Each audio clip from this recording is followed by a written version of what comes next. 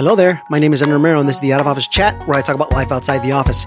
And today I want to chat about nest eggs, index funds, and T-bills. Oh my. Thank you so much for joining me. I really appreciate it. So in this episode, I want to cover off recent investment activities. I also had a little bit more time on my hands. I had a couple of projects wind down and I felt that I should take on some long overdue personal finance tasks. So a little bit of context.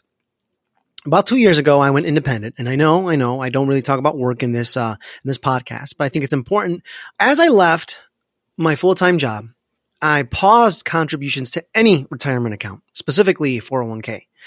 Now, reason being is I wasn't really sure how client work was going to go. I wasn't sure how often I was going to get paid. I mean, there's really no guarantees when you're out on your own. So that being said, I was in survival mode. Now, I wanted to make sure that the cash and the money was accessible as possible. I didn't feel too comfortable with it being placed somewhere else. I wanted to make sure that the cash was very accessible, very liquid at a national bank. Now, this is the first red flag. Like, that was my biggest issue is I didn't do anything with that money. Now, just to give you an idea of where these national banks sit in terms of interest rates for their savings account, we have both Bank of America and Chase who have interest rates that hover at 0.01%. 0.01%. To put that in perspective, let's compare that against the inflation rate. So the inflation rate is a rate that measures how expensive goods have gotten over a specific period of time. So for example, in 2022 versus 21, the inflation rate was up to 8.8%, meaning the goods in 2022 cost 8.8% more than what was found in 21. 23 versus 22, inflation was at 4.1%. 24 versus 23, inflation was at 3.1%. So now inflation is leveling out, but if you're at a national bank, then your money is really devaluing. I hadn't paid it much mind until I began to do a little bit more research. So what I ended up doing was I began to look around to see if there were other banks that offered a better interest rate. And there are several banks that offer high yield savings accounts. For example, American Express, pretty reputable bank, has a savings account for 4.25%. SoFi Savings, which is an online bank, has an interest rate of 4.6. Barclays, an established bank, for 4.35%. And something like BMO Alto, which is a relatively new bank, has an interest rate on its savings account at 5.1%.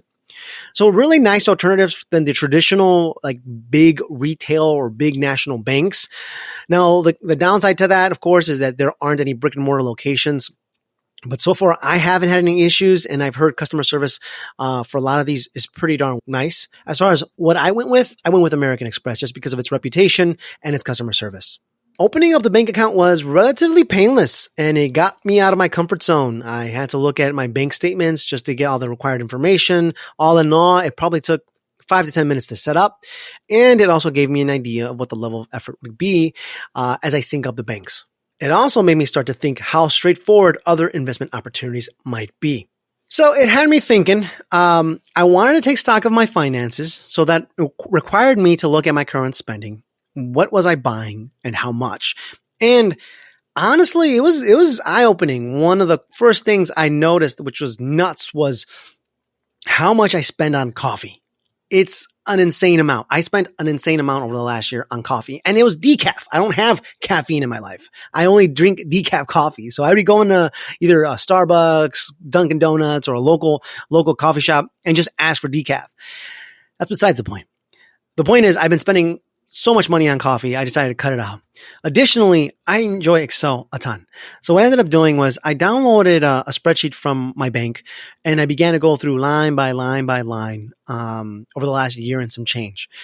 Then I aggregated all of those into a pivot table, and it was really eye-opening to see how much I actually spent on things like coffee, going out, or various subscriptions that I really didn't need. You don't have to do Excel, but I felt like it was a really good exercise. Another opportunity was to look at my credit cards. Now, I'll be honest. My wife had been pushing me to leverage credit cards responsibly. And of course, I didn't listen. I just didn't want to be taking on debt unnecessarily. And then when I opened up my business, my practice, one of the things I did was I got a credit card to help me purchase tickets to conferences and airline tickets, things that I knew I was going to need. And it made me really change how I view credit cards. So there are the reward systems, the cashback, the points, things that can add up over time, things that you can apply for, that applies to your business or your personal credit score.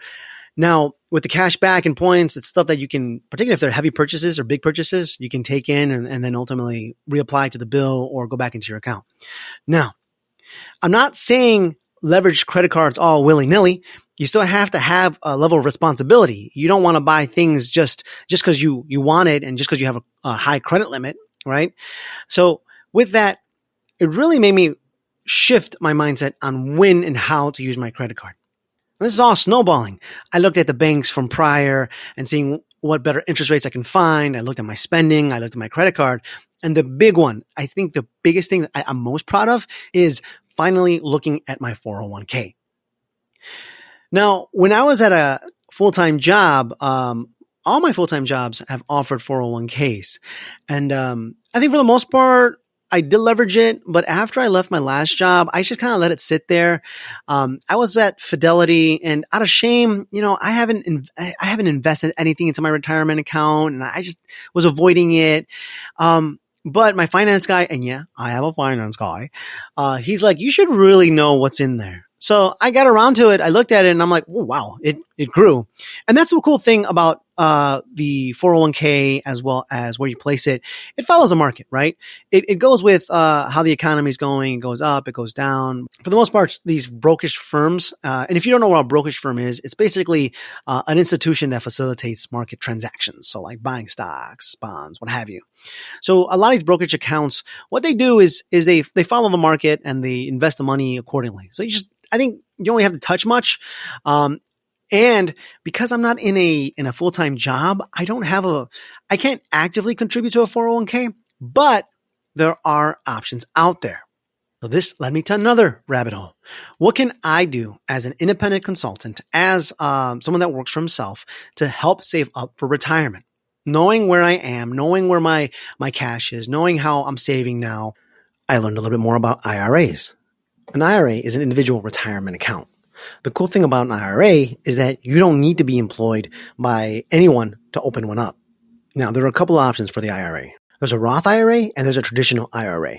With the Roth IRA, you get to contribute income after you've already paid taxes. And after the age of 59 and a half, you can make tax and penalty-free withdrawals. With a traditional IRA, you can contribute either pre or after tax dollars, but the withdrawals are taxed after the age of 59 and a half. On my end, I decided to go with a Roth IRA. Reason being, I'd rather pay taxes now than later. One of the reasons why I like my Roth IRA is that I get to reinvest funds from that account in purchasing other investments like stocks and such. So again, I already had Fidelity with my previous 401ks. I decided to open up another account for my Roth. And since I was in there, I was like, let me explore just a little bit, see what the dashboard's all about. Getting used to a new tool, a dashboard you're unfamiliar with, it can be overwhelming. So I used the opportunity to explore and see how Fidelity worked. And then something kept creeping up in the back of my head. Index funds. So I began to do a little more research on what index funds were, and they sounded pretty interesting. Index funds are pooled investments that are meant to mimic the market. So for example, there is the Fidelity 500 Index, which takes portions of stocks from the top 500 companies in the United States. Then there's an international market fund, which aims to look at top companies globally. The goal is to diversify risk, minimize it, but also be able to follow the market and honestly increase value over time. So I went ahead and opened up an account for my index funds. Again, low risk, low costs. And yes, some of these investments, some of these things you'll find online, they come at a specific cost. Fidelity, I think it's pretty low cost. So something to consider when you're looking for a brokerage account. So now, I opened up a Roth. I am investing in index funds. Cool. But the last thing is I still want to do something a little bit more stable and, experience growth. I read on Reddit a user recommend something like treasury bills, and I wasn't entirely sure. I was a finance major, and it sounded vaguely familiar, so I began to do a little bit more research, and I discovered that the treasury bills are basically short-term debt obligations from the U.S. Treasury Department that they agree to pay back at a later time. The neat thing about these financial vehicles or securities is that they have different time maturities. So, whereas a CD might, mature in a few months, 6 months, to 12 months, 13 months, the treasury bills, they mature at different frames. So they have 4 weeks, 8 weeks, 26 weeks, and 52 weeks. Now, of course, you can do longer term, but what I wanted to do was I wanted to see what I can do to make sure my cash was liquid, but also obtain a higher interest rate. What I found were the interest rates for treasury bills were hovering around 4.5% to 5.5% or so, totally depending on the time frame. One of the reasons why I gravitated towards this investment was because of their low risk as well as their pretty decent interest rates. So I went ahead and opted in for a couple of CDs. Nothing fancy, just something that can make sure that my cash continues to grow, trying to catch up to that darn inflation rate, if I'm being honest. I just want to be able to make sure I beat that, and then I can continue having some sort of liquid value. In that same vein, an idea I played with, and I'll be honest, it's not really working out, but I thought I'd share. It's called a CD ladder. So a CD ladder is investing in multiple CDs with different maturity dates, and basically having each one contribute something to a pooled investment. So for example, you have a CD that matures in 4 weeks, a CD that matures in 8 weeks, another one in 26 weeks, and another one in 52 weeks. What I've seen is the 52 weeks might not have as high of an interest rate as the 4 or 8 weeks, just because the market might change, and I think that the Treasury Department, like anything else, wants to make sure that they're not biting off more than they can chew. So the 4 and 8 and sometimes the 26 weeks has a higher rate. So it's not uncommon for users to invest something into a 4-week ladder or CD.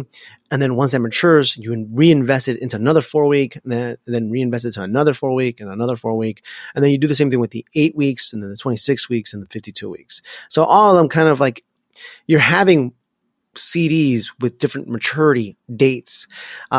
I tried it. I wasn't really a fan of what it would entail. Plus, I'm kind of testing it out. I have a 4-week CD right now. It's liquid, and I just want to see how it goes. So we'll wait and see. Whew. Well, y'all, that is a lot, right? That is a lot to go through. I don't know if anyone of the listeners engage in any kind of these retirement planning or investment ideas, and I just feel like I'm scratching the surface. I'll be honest, it's a massive learning curve for me. I haven't engaged in any kind of financial planning in a while, and I do feel bad about it, but it's better late than never. You just want to make sure you're planning accordingly. And to that end, I do recommend you use Excel. You don't have to do anything fancy equations. You just got to learn the basics, and a lot of that is just to get your thoughts about facts and figures and just put it somewhere. I feel like a spreadsheet for me worked. Maybe it's pen and paper for you, or maybe it's a Word doc, what have you. Just have something that can help you plan. At the end of it, I don't anticipate having a windfall of cash at the end of the year, if I'm being honest.